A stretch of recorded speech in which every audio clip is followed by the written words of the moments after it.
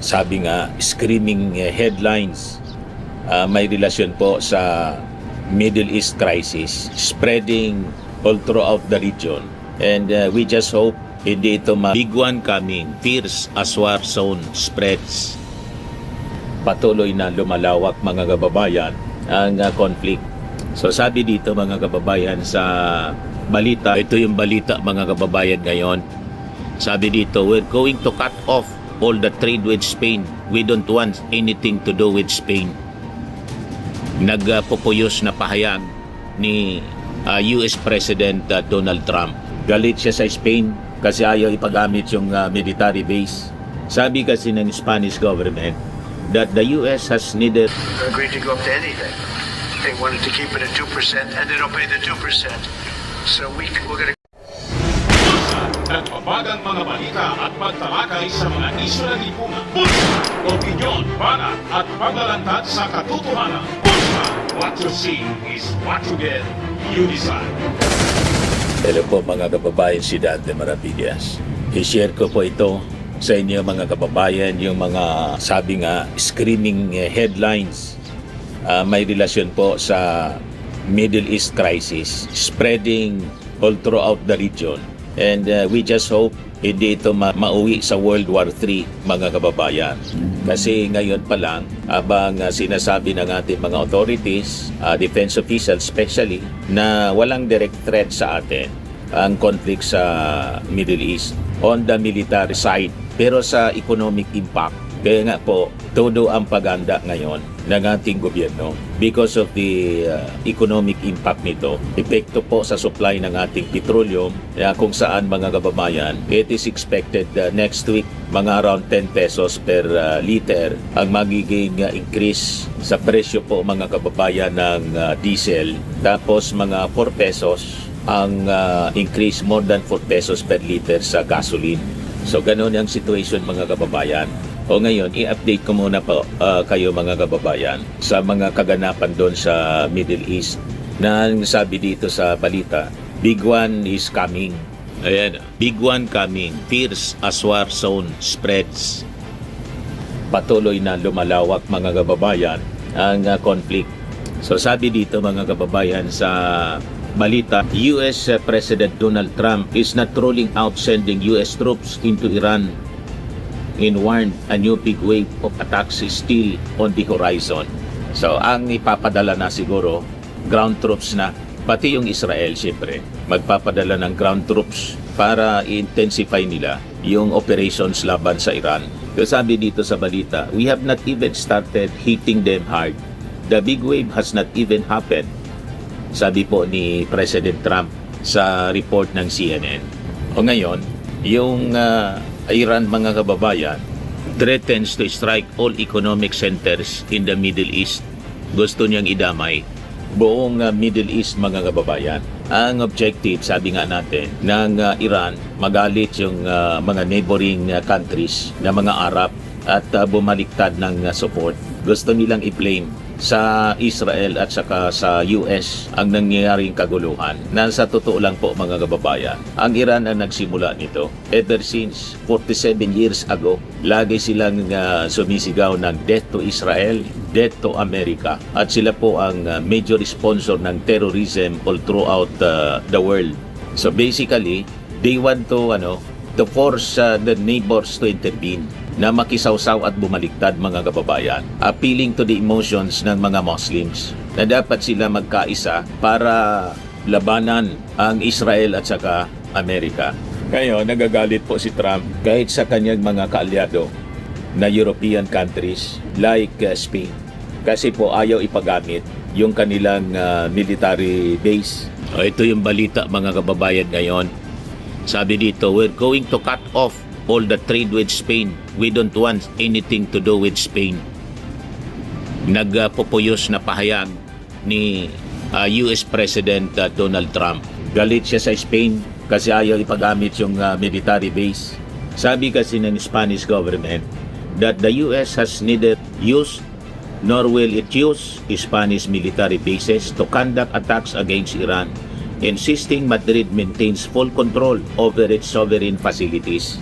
So ito, pakinggan natin yung naging payag ni Trump. Spain has been terrible.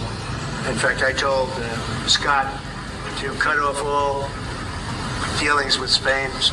First of all, it started when every European nation, at my request, paid 5%, which they should be doing. And everybody was enthusiastic about it, Germany, everybody. And Spain didn't do it. And now Spain actually said that we can't use their bases, and that's all right. We can use their base if we want. We can just fly in and use it.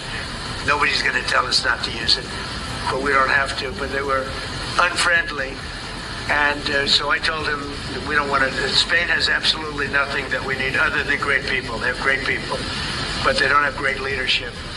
And as you know, they were the only country that in NATO would not agree to go up to 5%. I don't think they would have agreed to go up to anything. They wanted to keep it at 2%, and they don't pay the 2%. So we're going to cut off all trade with Spain. We don't want anything to do with Spain. And I'm not, by the way, I'm not happy with the UK either. That island that you read about, the lease. Pati kay Starmer, for galit whatever siya. reason, he made a lease of the island. Somebody came and took it away from him.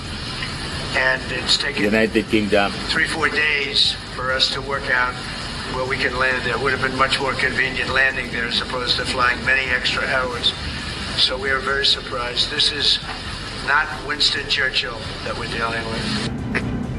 Ayaw din kasi niya ng United Kingdom ipagamit yung kanilang military bases para sa offensive laban sa Iran. So sabi dito sa report ng Bloomberg, mga kababayan, just to give you the overview ng mga kaganapan. Pati yung mga pagkakaalyado, this time mga kababayan, hindi na magkaintindihan.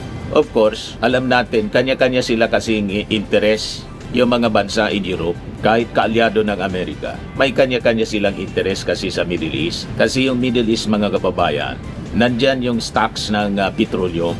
So sabi dito, Donald Trump escalated his criticism of Prime Minister Keir Starmer, saying has not been helpful and that the relationship is obviously not what it was. So ibig sabihin, hindi na maganda yung kanilang relasyon. Kasi dati, sa mga previous engagement ng Amerika, laging katandem niya yung United Kingdom. Kasi yung Amerika po, dating anak siya ng United Kingdom, British Empire.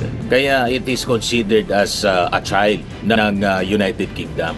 Kaya galit si Trump kay Starmer. Sabi ni Trump, Starmer is no Winston Churchill. So sabi dito, US President Donald Trump has brutally mocked the leader of one of his country's closest allies as relations fray over the Iran conflict. Hindi kanya tulad ni Winston Churchill na kasangga palagi ng Amerika noon. Kasi sabi dito, si Starmer nagsabi na yung United Kingdom did not take part in the US-Israel attack on Tehran because any British military action niya must have a viable, thought-through plan, and he did not believe in the regime change from the skies.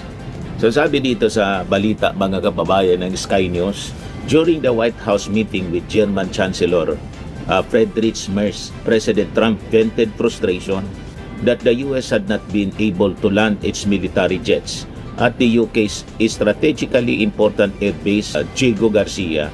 So sabi po ni Trump, I'm not happy with the UK, President Trump said unprompted during a portion of the meeting that was open to the press. So sabi ni Trump, it's taken 3-4 days for us to work out where we can land. It would have been much more convenient and landing there as opposed to flying many extra hours. So we are very surprised. Dati kasi, mga kababayan, sa nakalipas na mga dekada, laging kasangga ng Amerika sa anumang laban yung United Kingdom. Pero ngayon nabago with Starmer. So sabi dito, the UK has for decades prided itself on its relationship with the US, aided by leaders such as Mr. Churchill, Margaret Thatcher, and Tony Blair, cultivating strong relationships with their counterparts Franklin D. Roosevelt, Ronald Reagan, and George W. Bush. Kaya sabi ni Trump, mga kababayan, it's very sad to see that the relationship is obviously not what it was. He said he never thought he would see the United Kingdom become a reluctant partner niya, and instead heap praise on France and Germany. Ngayon, dumipensa si Starmer sa pagsasabing he had to judge what it was in the UK's national interest niya. That is what I have done, and I stand by it.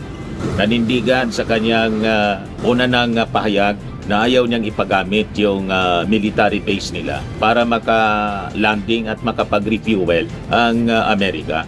So sa latest na statement ni Trump sa Truth Social niya, mga kababayan, ito yung sabi niya about Iran. Sabi ni Trump, their air defense niya, Air Force, Navy, leadership is gone. They want to talk. I said, too late na. Huli na niya yung pag-uusap. Noon, nag-offer kami ng talks, ayaw ninyo makipag-negotiate sa amin. Ngayon na niya, it's too late. O ngayon, ito yung latest na balita din mula sa Middle East. Breaking news ngayon mula sa Al Arabiya sources. A number of Iranian attacks on Saudi Arabia came from Iraq. So ang ibig sabihin, di ba yung Iraq kaaway ng Iran? Ibig sabihin kumampi yung Iraq sa Iran. So hindi pa natin alam kung ito propaganda o totoong istorya. Di ba? So wag muna tayong magkomento kasi ang objective talaga po ng Iran o matake sa mga Gulf states para i-blame sa Israel and America para bumaliktad yung mga kalyado. Malamang panggatong ito, mga kababayan. Sowing confusion para maglabo-labo kasi desperado ng masyado ang Iran ngayon. Anyway, bantayan natin yung mga developments. As I was telling you, parte ito, mga kababayan, sa biblical prophecy that wars and rumors of war will come. And lifting cream, pinapahid po sa mga pulses in affected area. Mainam po sa paninigas ng mga kaso-kasuan. Ito naman po, Automax Radiant Serum. Sa mukha naman yung application, anti-aging po siya. You will look 10 years younger than your age. Sa mga cancer patients naman po, baka lang gusto ninyo itong itry. Neng siya red mixed fruit drink. Hindi mo po siya gamot, food supplement siya. Kaya lang, gawa siya, mga kababayan, sa goji berry. Yung goji berry may anti-cancer properties. O ngayon, yung mga inquiries ninyo, dumiritso na lang kayo sa aming messenger sa Facebook para masagot namin agad. Ayos pa? Ayos na ayos niya, Mr. Maravilla. Sa mga nagana po ng malinis and spacious fitness gym, pumunta lang po kayo sa aming Colossal Fitness Gym. May Grab car rental din po kami. But anyway, ito po pala yung aming bagong product na binibenta online. I am worldwide amazing pure organic barley powdered drink mix from Australia. Negosyo to ng aking anak na architect entrepreneur Riz Maravillas. Ayan po. Kontakin na lang po ninyo siya, Riz Maravillas on Facebook. Ang mga health benefits niya, boost immunity, improves digestion, enhance energy levels, packed with antioxidants, prevent cancer. Ito naman po yung bago naming product na binibenta online. Eye Glow Serum, whitening po siya. Tingnan ninyo yung epekto sa aking anak na architect before and now. Yung mga inquiries po ninyo, dumiretso na lang kayo sa kanyang Facebook account, Riz Maravillas.